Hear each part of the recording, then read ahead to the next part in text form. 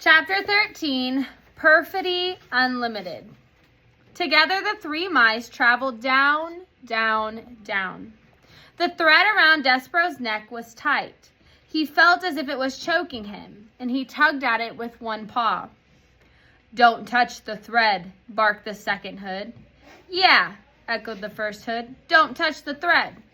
They moved quickly, and whenever Despereaux slowed, one of the two hoods poked him in the shoulder and told him to keep moving.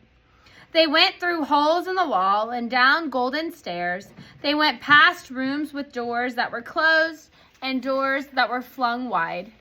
The three mice traveled across marble floors and under heavy velvet drapes. They moved through warm patches of sunlight and dark pools of shade. This, thought Despereaux, was the world he was leaving behind, the world that he knew and loved. And somewhere in it, Princess P was laughing and smiling and clapping her hands to music, unaware of Despereaux's fate. That he would not be able to let the princess know what had become of him seemed suddenly an unbearable weight to the mouse.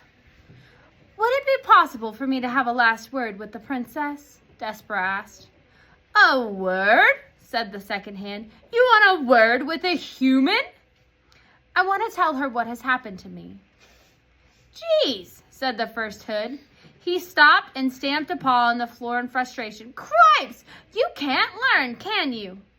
The voice was terribly familiar to Despereaux. "Furlough?" he said. "What?"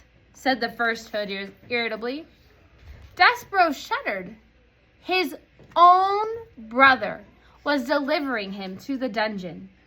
His heart stopped beating and shrunk to a small, cold, disbelieving pebble. But then just as quickly, it leapt alive again, beating with hope. "Furlough," Despereaux said, and he took one of his brother's paws in his own. "Please, let me go. Please, I'm your brother."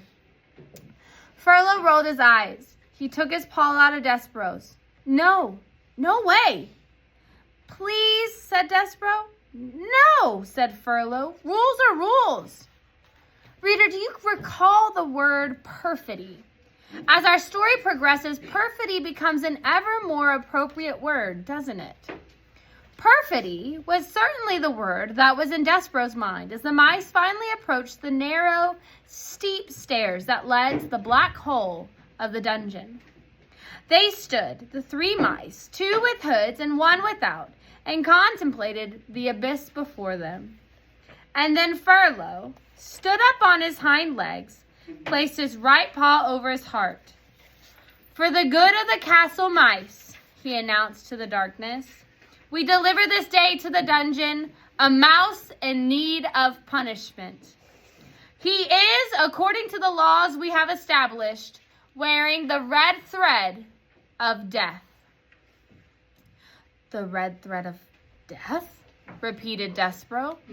Wearing the red thread of death was a terrible phrase, but the mouse didn't have long to consider its implications because he was suddenly pushed from behind by the hooded mice. The push was a strong one, and it sent Despereaux flying down the stairs into the dungeon. And as he tumbled whisker over tail through the darkness, there were only two words in his mind. One was perfidy, and the other word that he clung to was P. Perfidy, P. Perfidy, P. These were the words that pinwheeled through Despereaux's mind as his body descended into the darkness.